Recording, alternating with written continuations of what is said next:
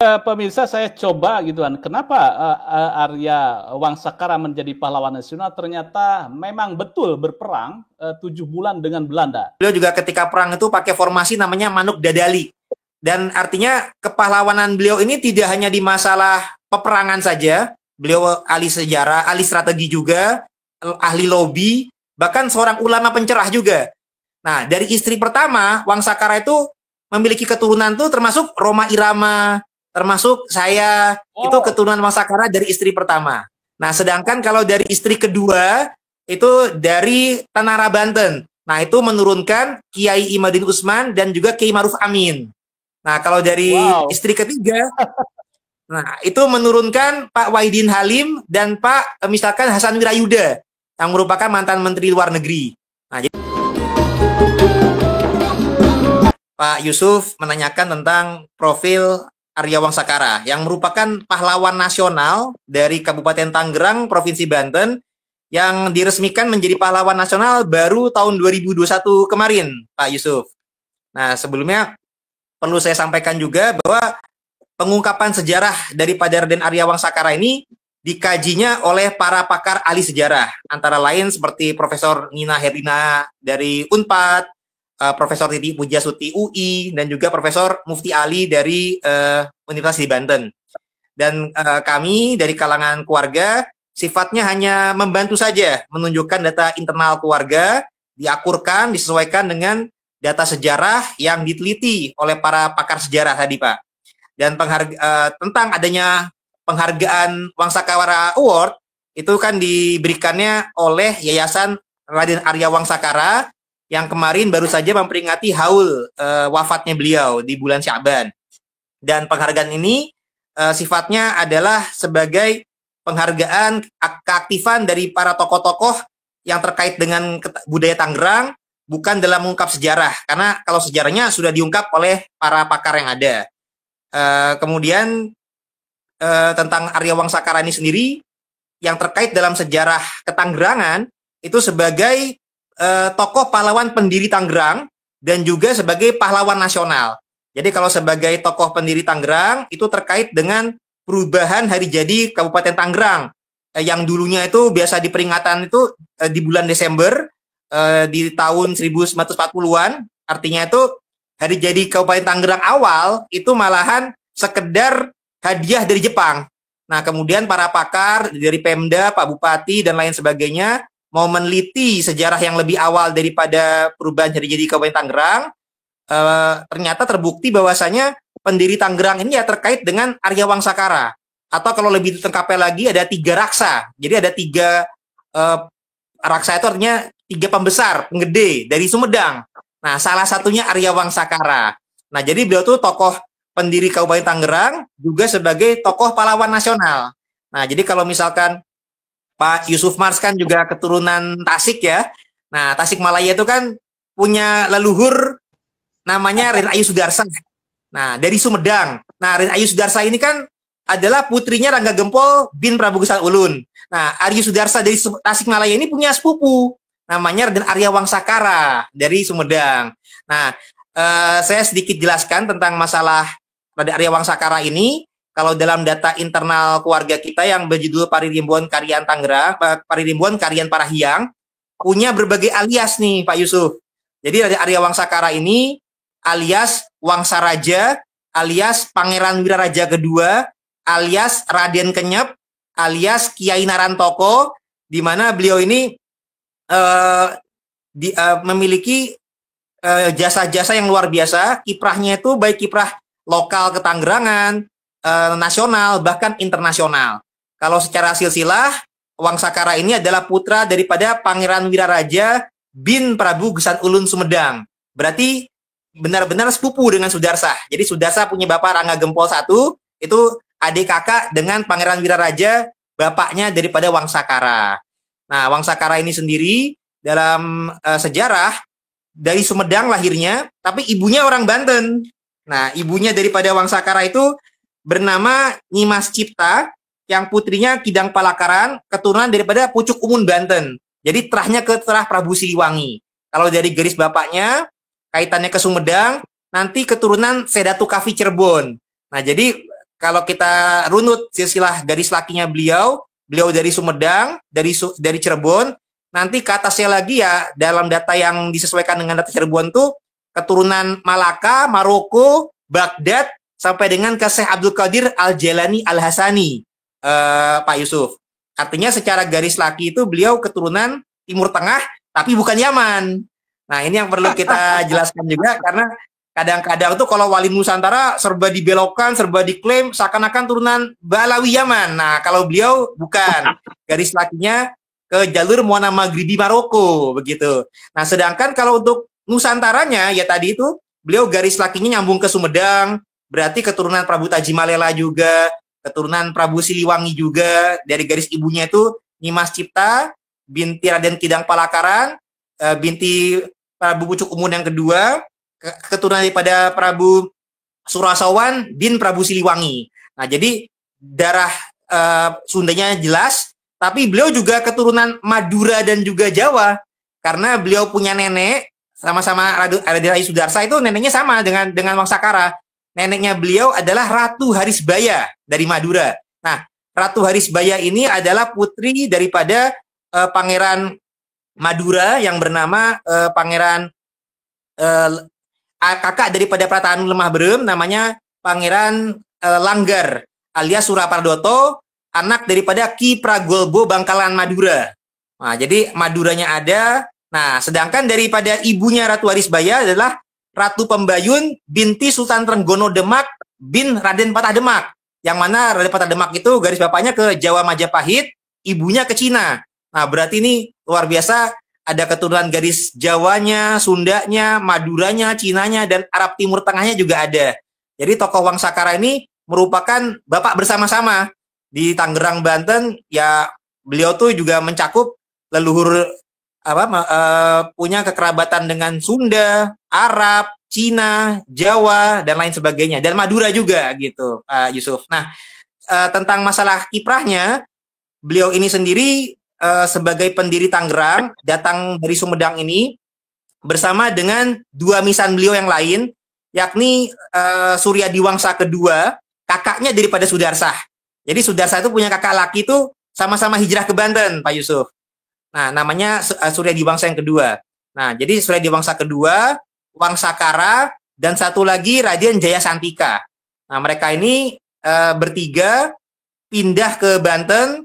Ketika itu mereka mendampingi Dipati Ukur dalam perjuangan menyerang VOC Belanda di Batavia. Nah, artinya itu kiprah perjuangan awal daripada Wangsakara ini justru sebelum beliau bergabung dengan Kesultanan Banten. Jadi dari masa awal tuh beliau mendampingi perjuangannya Dipati Ukur, itu masih usia 13 tahun tapi sudah ikutan perang dalam menyerang VOC Batavia tuh di tahun 1628. Jadi kiprah beliau tuh sudah dari muda sampai dengan usia tua. Di masa muda, usia belasan tahun, itu ikut berperang, memanah dan lain-lain, itu di bawah ketika itu kan para bangsawan di tanah Jawa Barat itu diperintahkannya oleh Susuhunan Agung Mataram, yang nantinya kedepannya dikenal dengan nama Sultan Agung. Sultannya itu baru dapatnya tahun 1641. Nah, dulu gelarnya belum Sultan. Beliaulah yang mengarahkan para bangsawan Jawa Barat untuk menyerang VOC di Batavia. Nah, jadi Wangsakara itu di masa mudanya itu ikut ke sana. Nah, kemudian nantinya di tahun 1632, beliau karena garis ibunya kan kepada Banten. Nah, jadi beliau dengan keluarganya ini akhirnya bergabung dengan Kesultanan Banten. Nah, kemudian diberikan tempat wilayah di Tangerang. Jadi dulu tuh Tangerang itu wilayah dari Banten. Nah, kepemimpinan Tangerang itu dipimpin oleh beliau beserta keluarganya, para disebutnya Tiga Raksa. Nah, kemudian beliau ini diutus oleh pihak Banten untuk ke Mekah. Nah, ke Mekah itu berdiplomasi dengan Syarif Mekah, yang saat itu Syarif Zaid Al-Hasani, Pak Yusuf. Nah, dalam diplomasinya beliau ke Mekah, itu di abad 17, pulang kembali ke Nusantara itu di tahun 1638. Nah, yang menarik, artinya ketemu cucu Nabi yang asli nih di Mekah sana nih Pak Yusuf, nggak ketemu orang Balawi Yaman nggak gitu. Nah, jadi di abad itu ketemu dengan cucu Nabi yang asli, Syarif Zaid Al-Hasani, dan beliau menceritakan kondisi di Nusantara itu sedang dalam masa penjajahan oleh VOC Belanda. Nah, akhirnya dari hasil diplomasinya itu, Syarif Mekah yang waktu itu di bawah otorisasi Khilafah Turki Utsmani juga, itu memiliki kepedulian dengan saudara muslim di Nusantara. Nah, melalui lobby dengan Wangsakara ini kemudian memberikan gelar sultan kepada raja-raja Nusantara untuk saling kerjasama melawan penjajahan di abad 17. Artinya ini lobbynya ini adalah lobby pan-Islam Nusantara pertama kali ini, Pak Yusuf. Nah, jadi ketika itu Wangsakara melobi dengan Syarif Mekah, namanya Syarif Said Al-Hassani. Kemudian hasil dari lobby diplomasinya tersebut, kemudian mulai adanya pelantikan gelar sultan bagi Raja Muslim Nusantara. Nah, yaitu utama awalnya itu Banten, kemudian Makassar, baru Mataram. Nah, jadi Banten, Makassar, Mataram, sebelum Wangsakara ini diplomasi ke Mekah, gelar rajanya belum sultan. Jadi kalau secara Nusantara itu di Banten gelarnya Panembahan. Misalkan Maulana Nasruddin Banten itu Panembahan Sabah Kingking atau apa nama Sorosowat. Yang Maulana Yusuf itu gelarnya Panembahan Pakelangan Gede. Jadi masih pakai gelar Nusantaranya itu Panembahan. Gelar Arabnya zaman dulu Maulana, belum gelar Sultan. Nah, baru Raja keempat Banten ini yang nama aslinya Abdul Qadir, ketika Wangsakara berdiplomasi dengan Syarif Mekah, dikukuhkan dengan gelar Sultan Abul Mafakhir Mahmud Abdul Qadir. Nah, begitu juga dengan kakeknya Sultan Hasanuddin Makassar, itu barulah di tahun 1639 bergelar Sultan Alauddin. Nah, begitu pula Raja Mataram. Raja Mataram pertama kan gelarnya Panembahan Senopati Stowijoyo. Yang kedua adalah Panembahan Hanyokrawati. Nah, yang Raja ketiga Mataram awalnya bergelar Panembahan Hanyokrokusumo, kemudian bergelar Susunan Agung. Nah, di tahun 1641 mulailah bergelar Sultan Agung Mataram. Nah, jadi kalau Wangsakara ini tidak ke Mekah, tidaklah kita mengenal adanya Kesultanan Banten, nantinya Jogja, Cirebon, cikal bakalnya tuh gelar sultannya itu dari sejak sejarah yang ini, Pak Yusuf. Dan penggelaran ini niatnya adalah supaya raja-raja Muslim Nusantara itu bisa saling bekerja sama dalam melawan penjajahan di masa itu. Makanya nantinya di masa kemudian kita mulailah dikenal ada pahlawan-pahlawan nasional lain. Misalkan dari Banten ada Sultan Ageng Tirtayasa, dari Mataram ada pahlawan nasional Sultan Agung Mataram, dari Makassar juga ada pahlawan nasional Sultan Hasanuddin. Dan bahkan yang dari Makassar pun, dari Sulawesi, ada yang sama-sama berjuang ke Jawa, misalkan Syekh Yusuf Makassar, ada Karaeng Galesong, Daeng Naba. Nah, itu adalah tokoh-tokoh yang berjuang ke Jawa, karena jaringan perjuangan ini terbentuk pasca Wangsakara ini dari pulang diplomasinya ke Nusantara, membentuklah jaringan persekutuan perjuangan, begitu. Jadi jasanya ini udah skala internasional dan nasional, begitu. Nah, memang kalau di daerah-daerah lain lebih kenal dengan tokoh pahlawan dari daerah masing-masing. Jadi kalau bagi orang Jogja atau Jawa, tentu taunya Sultan Agung Mataram. Orang Banten taunya Sultan Ageng Tirtayasa. Orang Sulawesi taunya Sultan Hasanuddin Makassar. Tapi gelar Sultan dan yang membentuk jaringan perjuangan ini melalui diplomasinya Wangsakara. Nah, jadi termasuk beliau ketika ke Mekah itu juga menyalin kitab-kitab, karena beliau kan juga ulama nih, Pak Yusuf. Beliau ulama bertorikoh syatariyah. Ketika di Hijaz itu beliau mengambil sanad torikoh syatariyah kepada Syekh Ahmad Al-Kusyasi. Sedangkan di Madinah juga ke torikoh Syaziliyah mengambil ijazah daripada Syekh Ibnu Alan. Nah, Syekh Ibnu Alan ini juga menulis kitab untuk nasihat kepada Sultan Banten. Jadi ini beliau bertorikoh dan juga menyalin kitab Insan Kamil. Nah, jadi Insan Kamil itu dibawa ke Banten juga melalui beliau, dan juga menyalin Al-Quran di masa itu, dan juga dari salinan Qurannya itu beliau juga menuliskan kaligrafi. Nah, kaligrafi ini turun-temurun dijaga di Lengkong Kiai, di wilayah tempat beliau dimakamkan yang ada di Tangerang. Nah, jadi artinya beliau ini sebagai tokoh yang lewat jasa diplomasi, masa mudanya umur 13 tahun juga sudah ikut berperang. Ketika pindah ke Banten, ketika pulang dari Mekah, di Banten diberikan jabatan untuk memimpin wilayah Tangerang. Nah, termasuk beliau juga ikut lokasi berperang juga di masa-masa Sultan Ageng Tirtayasa melawan penjajah Belanda.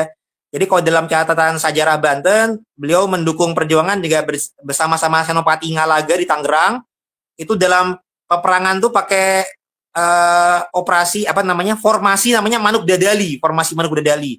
Nah, itu jadinya tuh peperangan itu tercatat dalam sejarah jelas. Makanya para sejarawan tuh karena menghargai kiprah kepahlawanan beliau yang menyatukan perjuangan-perjuangan dari berbagai daerah, alhamdulillah per tahun 2001 sudah resmi sebagai pahlawan nasional.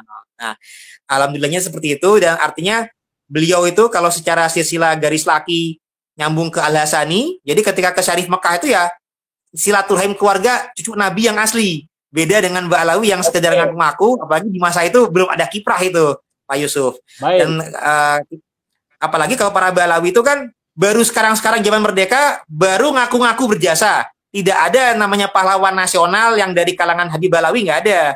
Nah, jadi nanti lebih lanjut silakan nanti Kiai Ubaidillah yang menjelaskan lebih lanjutnya. Sementara seperti itu, tapi kalau untuk ini menarik ini, luar biasa keterangan dari Bagus Mogi Nur Fadil. Ini award ini Kiai Imad dikasih award Kiai Haji Imaduddin Usman Al-Bantani sebagai tokoh kehormatan bidang penelitian sejarah Raden Arya Wangsakara, terus kemudian juga Prof. Mufti Ali, terus kemudian Kota Tangerang.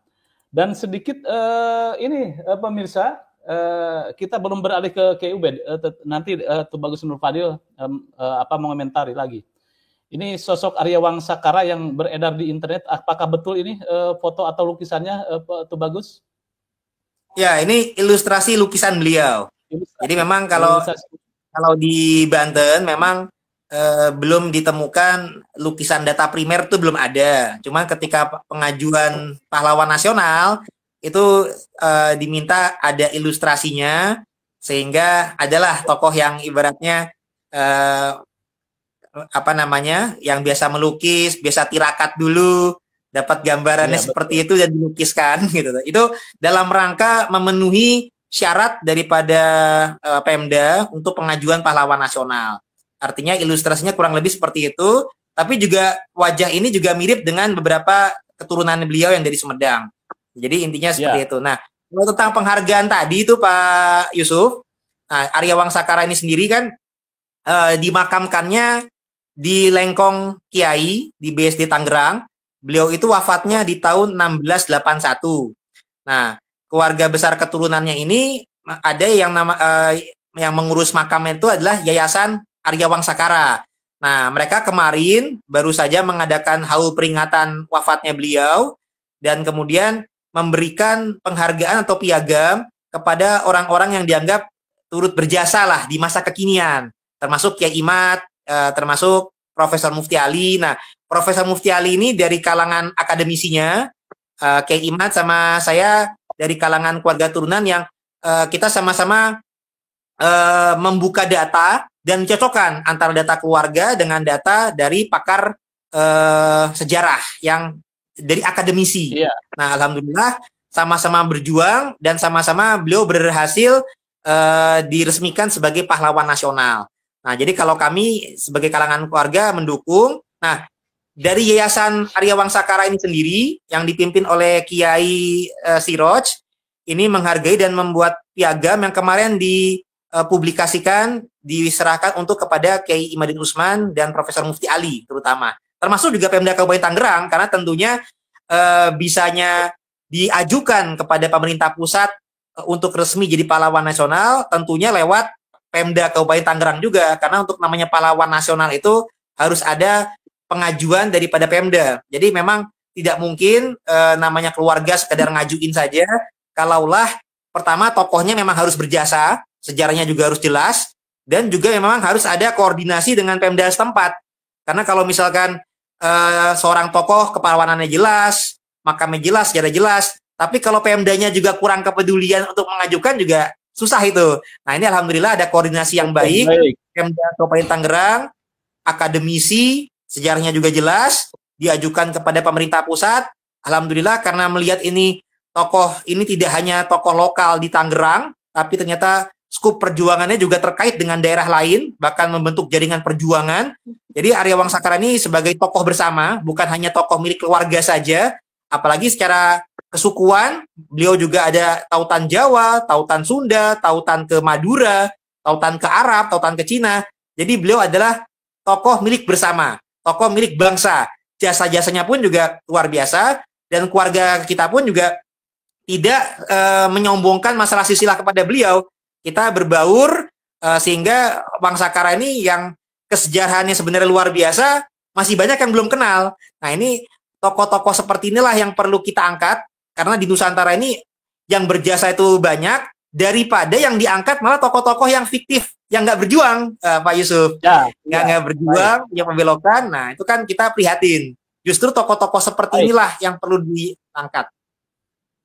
Baik, pemirsa, saya coba gitu kan. Kenapa Arya Wangsakara menjadi pahlawan nasional? Ternyata memang betul berperang 7 bulan dengan Belanda. Ini perang 7 bulan tahun 1654. Belanda hendak merebut wilayah kekuasaan Arya Wangsakara dan 2 sepupunya. Perang selama 7 bulan tak dapat dihindarkan. Dan yang menarik di sini, Belanda menyerang wilayah Wangsakara ini dari segala lini. Mulai dari Ciledug, kemudian Sangiang, Pasar Baru, hingga Lengkong. Dan menariknya lagi, ini bahwa beliau ini perang dengan Belanda ini tidak kalah. Artinya Belanda pun keteter, sehingga terjadilah gencatan senjata. Ini hebatnya nih. Padahal ketika itu saya yakin bahwa peralatan perang itu tidak seimbang antara Belanda kemudian dengan pasukan Arya Wangsakara. Jadi akhirnya dari peperangan tersebut ditandai dengan berdirinya sebuah tugu atau tengger yang disebut sebagai Tugu Perbatasan yang terletak di daerah Gerendeng, Karawaci, Kota Tangerang. Satu lagi catatan dari saya bahwa beliau ahli strategi perang. Di sini ahli punya pasukan namanya Kurawaci. Jadi sebagai ahli strategi karena mampu membuat tentara-tentaranya bergerak di laut tanpa terlihat saat hendak menyerang pasukan Belanda. Jadi strategi ini bernama Kurawacai. Kurawa berarti tentara, sedangkan Cai yang berarti air. Dengan demikian Kurawacai merupakan tentara air. Nah sekarang ini di daerah situ ada yang namanya Karawaci. Karawaci, betul. Dari sini. Yeah. Di sinilah pasukan katak cikal bakal pasukan katak tentara Indonesia mungkin saja meniru dari strategi perang dari Kurawacai yang dibentuk oleh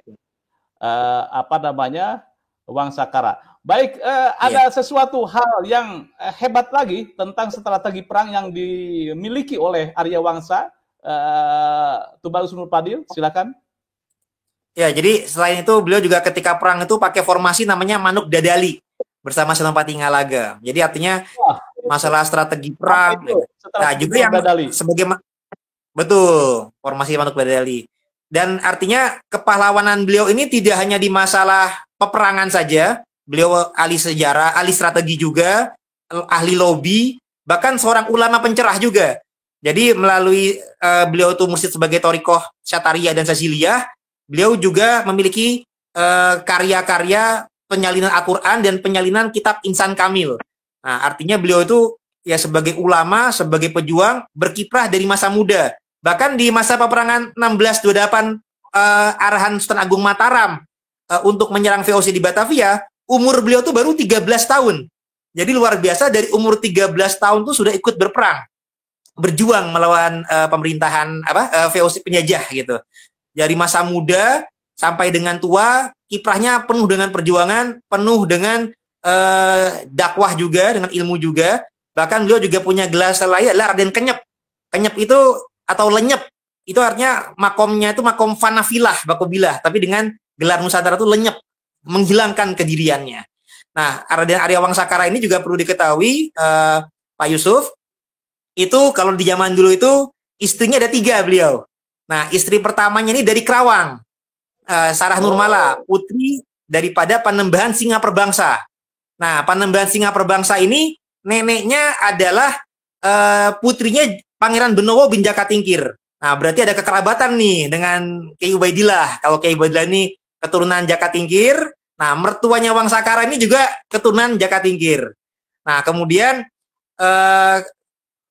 bersepupu juga yang mertuanya Wangsakara ini bersepupu dengan Sultan Agung Mataram dan juga Stabul Mafakir Imam Abdul Qadir.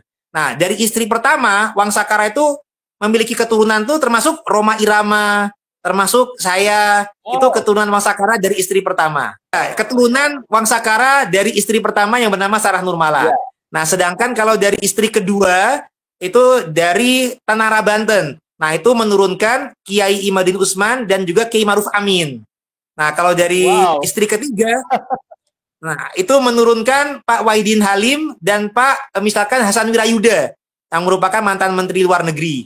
Nah, jadi Pak Hasan Wirayuda itu mantan Menteri Luar Negeri. Nah, itu lobby politiknya sampai ke luar negeri itu ya menurun dari Wangsakara ini. Gitu. Jadi Wangsakara ini adalah tokoh yang keturunan itu masih ada, dan ketika zaman sekarang itu kami solid menjaga silaturahim dan tidak rasis karena kita menjaga silsilah kekerabatan itu dari garis laki, garis perempuan.